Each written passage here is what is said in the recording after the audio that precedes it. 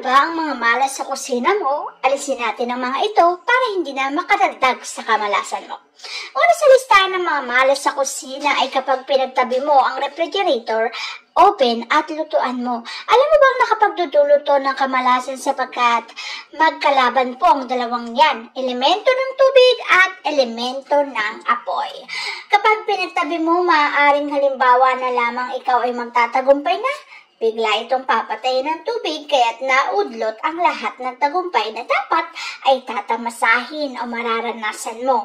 Kaya naman huwag mong hayaan na magkatabi ang mga ito para hindi kumontra sa success o tagumpay na makakamtan mo. Kapag hinayaan mo, ikaw rin ang magdudusa bandang huli.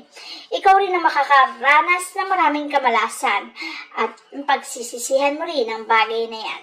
Kaya tandaan na iwasan ang bagay na ito para maiwasan mo ang anumang kamalasan na maaaring maganap o mangyari sa buhay mo. Siyempre, tandaan mo rin na ang kusina ay napakahalaga na dapat inaayos at ina-arrange ng mabuti ang mga bagay-bagay gamit man yan, kutsara man yan, plato man yan, baso man yan, o kung anumang bagay meron sa kusina mo. Huwag mong hahayaan na ang mga plato ay magkakapatong-patong. Magkakapatong-patong din ang utang, problema at sakit ng ulo mo. Iwasan mong maganap ang bagay na to para maiwasan mo rin ang matinding kamalasan na pwedeng mangyari sa buhay mo. Tandaan mo na ang iyong kusina ay napakahalaga, isa sa bagay na dapat pinibigyan mo ng importansya para ang swerte ay pumasok sa iyo at itaboy mo ang kamalasan ang hindi na maganap ang mga bagay na to sa iyong buhay. Ang kusina ay dapat maliwanag, malinis, maaliwalas at huwag na huwag mong pagpapatungin ng anumang bagay para hindi magkapatong-patong ang problema, para hindi magkapatong-patong ang iyong utang. Sapagkat kapag hinayaan, ikaw rin ang mamumblema. Isa pang bagay na dapat mong tatandaan sa kusina mo ay hindi mo dapat nilalagyan ang kusina mo ng mga halaman, ng mga bulaklak o kahit ano paman. Sa kusina ay may apoy, may usok na lumalabas. Maagaran din itong mapapatay ang mga halaman na inilalagay mo dito. Kapag kasi nalantaon na matay ang mga halaman, lalo na't maswerteng halaman yan, ay maaaring ito na rin ang maging simula ng matindi mong kamalasan. Kaya't iwasan mo ang paglalagay ng mga halaman sa iyong kusina para maiwasan mo rin ang matinding kamalasan na maaaring ibigay nito sa iyong buhay. Tandaan mo ang bagay na to, ikaw rin ang magiging beneficiary o magkakaroon ng benepisyo kapag tinandaan mo ang mga malas at tinanggal mo ito sa tahanan mo.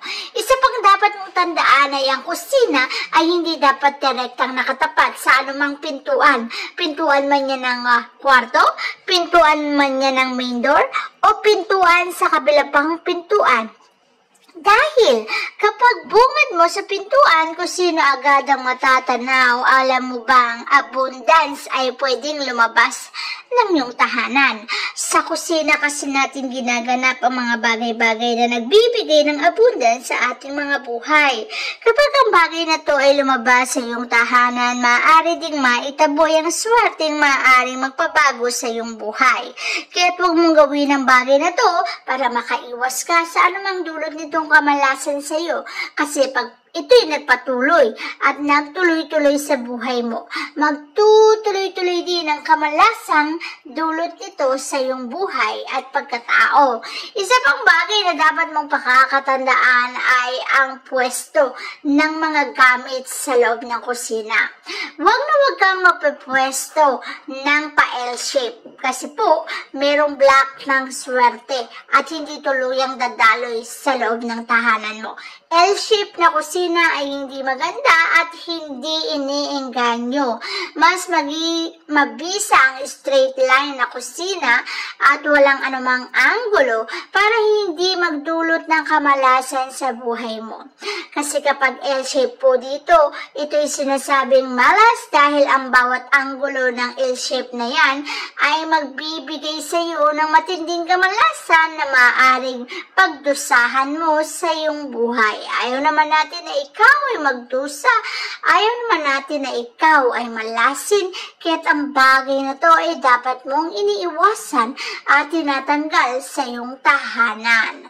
Siyempre, tandaan mo rin na kung ikaw ay may kusina, tandaan mong lutuan mo ay dapat mong binibigyan ng importansya. Sa lutuan na yan, nagmumula ang abundance na nagbibigay sa atin ng bagong pag-asa. Diyan natin niluluto ang mga pagkain ating kinakain sa araw-araw. Kung ito'y madumi at maitim o maraming alikabok, ay maaaring ang negatibong enerhiya ay maipasa mo sa iyong pagkain kung saan magdudulot ng maganda o pangit. Siyempre, pangit na resulta. At ayaw naman natin pangit na resulta ang ibigay nito sa atin, lalo na pagdating sa ating mga pagkain. Kaya dapat mong iwasan ang bagay na to para maiwasan mo rin ang anumang negatibong enerhiya na idudulot nito sa buhay mo at siyempre maging sa tahanan mo. Isa pang bagay na hindi mo dapat nilalagay sa tahanan, maging lalo na sa kusina, ay ang mga cactus. Ang cactus kasi hindi naman masamang mag-alaga, ngunit mas mainam na inilalagay yan sa labas ng iyong tahanan at hindi sa loob ng bahay, especially sa kusina. Ang cactus kasi may patusok-tusok kung saan sinasabing may dalatong kamalasan sa iyong buhay. Magiging maudlot o uudlot ang anumang promotion, success o tagumpay na sana'y mangyayari sa iyong buhay. Kapag ito kasi ay iyong hinayaan, madalas mong mapagtatanto na pera na naging bato pa. Dahil ang kamalasan ay pumupunta sa iyong buhay at nauudlot ang kaswertehan. Kaya naman ayaw natin na mangyari ang bagay na to. Kung ayaw mo mangyari ang bagay na to, iwasan mo yan. At syempre ang pinakahigit sa lahat, iwasan mo na nagsasayang ng tubig sa faucet. Huwag mong hayaang nagtutuloy-tuloy ang tulo nito. Ang tubig ay pera. Kapag umapaw, tumulo at hinayaan mo lamang, para ka na rin nagsayang ng pera. Kaya naman kung may mga faucet ka na sira, ipaayos mo na para hindi nasasayang ang tubig kung saan nagre-representa ng pera. Ayusin ang bagay na to para maging maayos din ang takbo ng pamumuhay mo.